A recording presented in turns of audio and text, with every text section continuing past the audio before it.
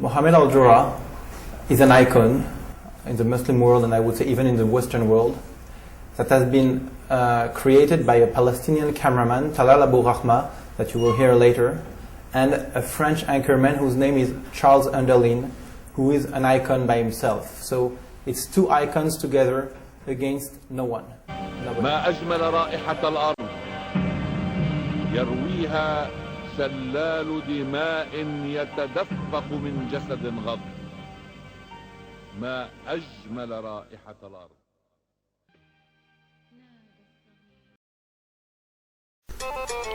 Who was 12-year-old Mohammed al-Durrah, and why has his supposed murder become a modern form of blood libel against Israel and the Jews? While little remembered in the West, hundreds of millions of Arabs and Muslims know the story of little Mohammed. But do they really know the story of his alleged martyrdom? Is the story true? Is it a fable? Is it a hoax? On September 30th, 2000, a month after Yasser Arafat walked away from Israeli offers of land for peace at Camp David, an incident occurred at the Netzarim junction in the Gaza Strip, which was to set the stage for one of the bloodiest episodes in the history of the Arab-Israeli conflict. According to the Palestinian story, Mohammed al-Durrah and his father Jamal were walking home after shopping for a car in the area when hundreds of heavily armed Palestinians began attacking an Israeli army outpost from 7 different locations. Video shot by France's Channel 2 alleged that the Israelis deliberately targeted and killed 12-year-old Mohammed in a rain of bullets that lasted 45 minutes as the boy and his father were hiding behind a concrete barrel. Charles Enderlin, the Walter Cronkite of French television, along with his Palestinian cameraman, immediately pronounced Israel guilty. But was the film a rush to judgment? Could the boy have been killed by Palestinian gunfire? Was the boy really killed? Or was the incident an elaborate hoax that ignited the Second Intifada, or as some have called it, a jihad against the Jews? Since the incident 7 years ago, the legend of the boy martyr has become a ubiquitous icon, fueling hatred of Israel and Jews in the Arab and Muslim world, finding its way onto murals, music festivals, soccer stadiums, town squares, and even engraved on postage stamps around the Arab world. Mahmoud Darwish, the leading Palestinian poet, composed a tribute to the boy.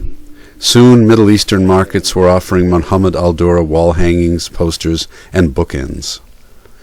Philippe Karsenty of the French media watchdog group Media Ratings was recently sued for defamation by the powerful state-owned television outlet France 2 when he raised legitimate and troubling questions about the incident. His research, along with that of Dr. Richard Landis of the United States, has introduced more than a reasonable doubt about the French television version of events. Mr. Karsenty is currently awaiting the verdict of the High French Court in the matter of whether France 2 deliberately covered up the fateful events of that day in September 2000. In a recent trip to the United States, he presented his evidence. Here is what he had to say. Charles Underlin is like Walter Cronkite. You know, it's really, he's the biggest of the biggest. There is nothing higher in France in terms of journalist reputation. He's French and Israeli, and he's a Jew. France 2 is a state-owned TV, which means that when I was sued, it was the French government who decided to sue me. It's not just a guy in the French in a French TV. And the presentation that I will show you now is made of films taken out from France 2, of course, AP, Reuters, Richard Landis' work. Richard Landis' work can be seen on seconddraft.org, and Esther Shapira, who made a documentary in 2002 where she realized that the Israeli couldn't have shot the boy, and then she made this documentary where she concluded that the boy was killed accidentally by the Arabs. Finally, just recently in November, when she came to my trial, the last hearing, she realized that it was completely staged. So it's a blood libel, it's historical. Nothing has been made against the Jews or Israel since at least 1 century to destroy them and to kill them. Nothing bigger in terms of propaganda. The protocols of the Elder of Zion were important, but if you compare to that, I would tell you that the protocols, you had to spend the time to read the book, Mohammed al-Durrah, you just have to watch the picture and you understand that the Jews are killing children for no reason. It's a year before 9/11, never forget this. And if you look at your newspapers, for example, in 1999, you wouldn't see so many subjects, so many topics about enragement of the Muslim world. After this, everything started. So, to be really precise, I claim that it's a hoax. Nor the Israeli killed the boy, neither the Palestinian nor the Israelis. Nobody killed the boys at the end of this film. I don't know what happened to the boy after. This is not my business. My business stops at the end of the film of Friends 2. Okay?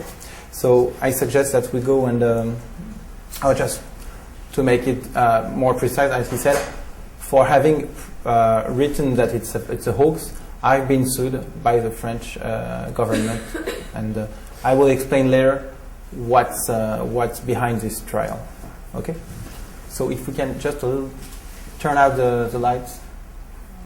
Okay. So I suggest to let you just appreciate the 55 seconds film of Friends 2 that created all this.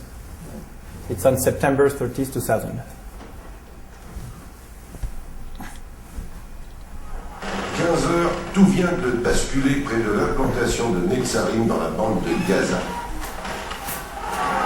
Les Palestiniens ont tiré à balles réelles, les Israéliens ripostent, ambulanciers, journalistes et simples passants sont pris entre deux feux.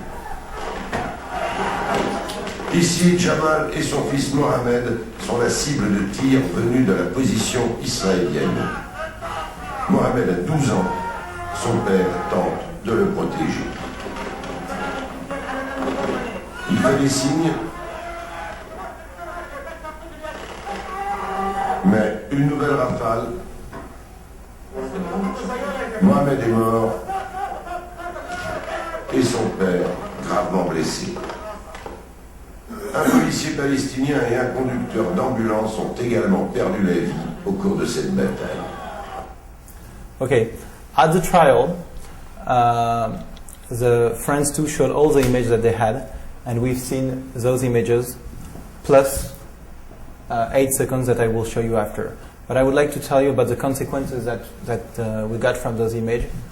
So the start of the Second Intifada, anti-Semitic violence all over the world and especially in Europe. It became an icon in the Muslim world, and it spread out the image of the Israeli cruelty.